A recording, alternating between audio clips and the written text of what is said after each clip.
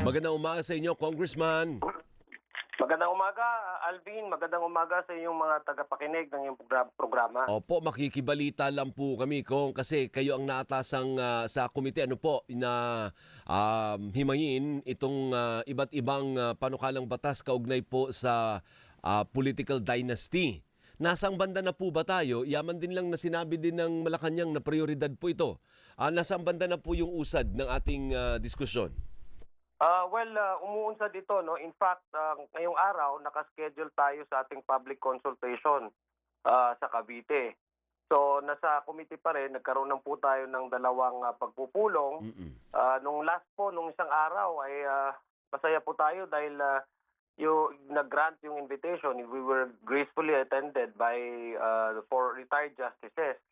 So alam niyo po, pag ganito sa usaping political dynasty, kailangan po magkaroon tayo ng working definition, yung legal definition, ika nga, kung paano po natin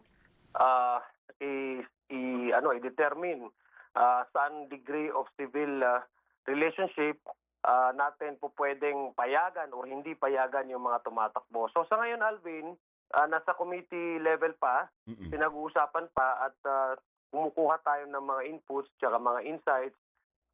Ina-assess po natin kung ano yung pulso ng bayan. But definitely, ang masasabi ko lang, Alvin, tama yung sinabi mo, no? Number one nga ito sa LEDAC priorities ang ating Pangulo. So definitely, this will be passed by the House of Representatives. Mga kailan po?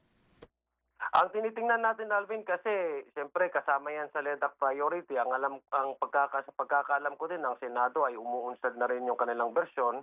So tinitingnan po natin if we can pass it before the recess, the better. Pero ang tinatarget po ata ng ating leadership ngayon, dahil ang isa sa mga principal authors nito ay ang no less than the Speaker, Speaker Faustino Bogie-D, the third, at saka ating majority leader, si Presidential Son, at the same time, Representative Sandro Marcos. So we're looking at probably in the SONA ay kung kakayanin po natin, no? Pero magbe-break pala kayo po eh.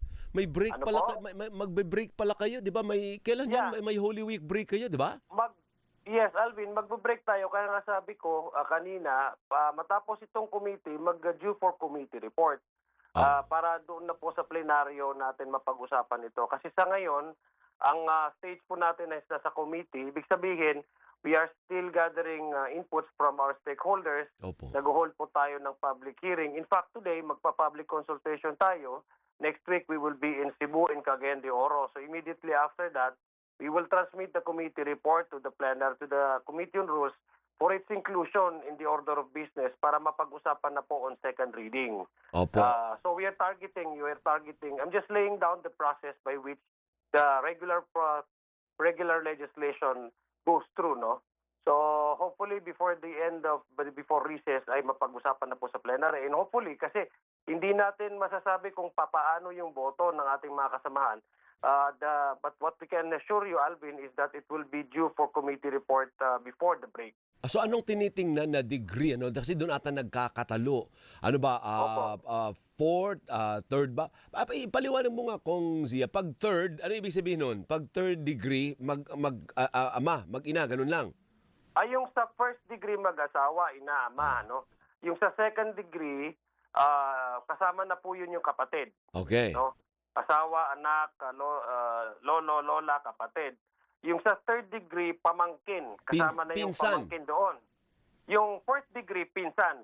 First degree cousin. So yun po yung yung ibang legal na yung mga illegal luminaries na invite po natin, tulad halimbawa ni retired senior associate justice Carpio, ang sabi po niya is fourth degree. Kay retired justice retired justice Ascuna, ang sinabi naman niya ay problema pag fourth degree yung practicality of implementing it. Kasi halimbawa, may mga cases kasi talaga na magpinsan hindi magkakilala. Yung isa nasa Bukidnon, yung isa nasa Luzon. Kumbaga hindi mo yung enforceability noon. So magkakaroon tayo ng problema as to the verification. Lalong-lalo na we are talking of consanguinity and affinity. Ibig sabihin, hindi lang yung immediate blood family mo, but even your in-laws In-laws, na nandoon. So medyo sabi ni retired Associate Justice Ascuna, mas practicable in terms of its implementability yung second degree. Kasi of course, if you want to disqualify a candidate, it will have to pass through also verification. Kasi Paano may yung due second process degree, eh. Kong? Paano ulit yung second degree? Anong relasyon? Yung second degree, magkapatid. Magkapatid. Asawa, anak, ama, nanay, kapatid. Ayun. So tinitingnan kasi natin, Alvin, kasi may yung definition kasi ng dynasty. Una, yung sinasabi nating concentration of power, no? Yung dominated ng isang pamilya, isang locality. Pangalawa, yung pamilya ba ay may capacity to perpetuate itself over time. Kasi in many cases, nakikita natin may mga pamilya na outvoted sila, no? Ang taong bayan din ang nag-outvote sa kanila. So isang titingnan natin 'yon, may capacity ba not only to dominate but also to capacitate them to ensure and have the capacity to stay in power, no? Over the course of many years, over course of elections. So yun din ang titinang natin doon. So malamang sa malamang, Congressman Zia, dun tayo sa either second or third degree. Hindi na siya lalagpas ng third. Pinagpipilian natin kasi sa batas na panukalang batas, 22 versions, Alvin, tanggap ng aking komite. Imagine Ang that, no? dami. 22 versions. Ang dami, oo. First time actually, kung di ako nagkakamali, first time ito sa buong kasaysayan nata nung electoral reform committee ko na nakatanggap na ganitong karaming bersyon ng isang subject matter. So 22. So majority po doon sa mga panukalang batas na natanggap natin ay nasa second degree of civil relationship. Ibig sabihin, second degree of consanguinity and affinity, yung magkakapatid, mag-asawa, mga anak, at lolo't lola. Yun. So sa second degree, ano po. Pero doon sa appointive, kasali din. O ano lang ito, elective lang pinag-usapan natin? Elective lang ito, pero sa appointive kasi, Alvin, meron na talaga yung prohibition to appoint within the fourth degree of consanguinity and affinity. Kaya nga bawal po mag-appoint ng immediate kapatid hanggang pinsan sa gobyerno, no? Lalong-lalo na kung itong posisyon na pinagluluklukon mo ng inyong kamag-anak ay sinasabi nilang item na position, no? Ibig sabihin organic doon sa opisina na 'yon. So bawal po 'yon. Other than of course yung mga sinasabi nilang coterminous na mga position. 'Yun po pwede ka magano kasi trust and confidence lang yung basihan na nun eh. Ay mga chief of staff, mga ganoon. Opo. Oo, kasi yung sensitivity din of course of the position, kailangan yung trust and confidence ng appointing authority doon sa i-appoint niya. But the other positions, no, lalong-lalo na yung mga organic doon sa ahensya na yun, yung sinasabi nating regular employees, ay bawal po na mag-appoint yung appointing authority within fourth degree of consanguinity and affinity. Sa mga appointive position po yun. May batas naman po tayo dyan at bawal yun. Basta sure tayo na within this year, ay maipapasaya. Kasi first time po yan, eh, no? Kung sakasakali man, first time. No, actually, nakapasa na ito sa House. Nung 16th Congress, meron na po silang naipasa na anti-political dynasty during the 16th Congress, kung di ako nagkakamali. Pero hindi naging batas yun eh. Sa Senado, ang Senado ata hindi nakapasa ng kanilang bersyon. Kaya nga. I think this time, Alvin,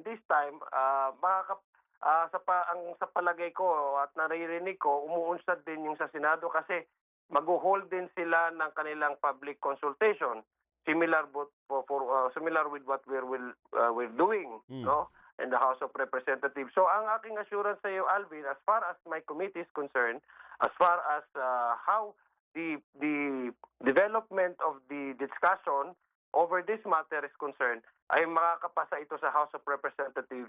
Tinitingnan natin before the break, no, before the adjournment. Or kung hindi man before the break, definitely aabot sa SONA. Kasi I cannot presume what would I cannot presume what would Senate sa aming counterpart, paano yung kanilang timeline. Ang aking lang na-explain ko lang sa iyo ay yung timeline na tinatry natin i-beat, no, sa House of Representatives, na ang target talaga is before the break ay may pasa sa third and final reading. So magbabaycam pa kasi yan eh. I'm sure ang Senate, kung papasa rin po sila ng kanilang version, baka may mga pagkakaiba doon sa sections ng batas na to. So kailangan i-reconcile at kaya mag-meet po ang House at saka Senate for the bicameral conference to sort it out at saka para to come up with the reconciled version para sa pagpirma din po ng ating Pangulo. Okay, sige po. Sa other matters naman, ano po, marami na pong naisampang impeachment complaint laban sa pangalawang Pangulo diyan po sa Kamara. Ano ang posisyon nyo, Congress? Kasali ba kayo dun sa diskusyon? Kasi di ba ex officio po kayo sa lahat ng komite? Before I took over the chairmanship ng electoral reform, ex officio po ako sa lahat ng komite. Ngayon hindi na. Hindi na po. So hindi ka miyembro ng Committee on Justice? Actually, membro po ako ng Committee on Justice. Nakakuha po tayo ng deputization. Galing po sa ating senior Deputy Speaker, Dinan Hernandez. So, uma-attend po tayo. In fact, uma-attend po tayo itong nakaraang committee hearing doon sa dalawang impeachment complaint against President Bongbong Marcos. Opo. So ngayon, ito yung kay Vice President Sara. Ano naman basa mo? Kailan nyo mauumpisahan itong diskusyon kaugnay sa mga reklamo laban sa kanya? Sa ngayon kasi meron tayong sinasabing 10 calendar days, no? So, hindi lang ako eksakto yung date kung kailan ito final, pero ang alam ko, yung 3 complaints na yan ay nai-transmit na daw ng Secretary General sa Speaker, sa Office ng Speaker, no? So, mayroon po tayong 10 calendar days para doon po sa referral nito sa Committee on Justice, no? Pero sinasabi ko, Alvin, mukhang but I do not want to preempt the chairman of the Committee on Justice, pero kung titingnan po natin doon sa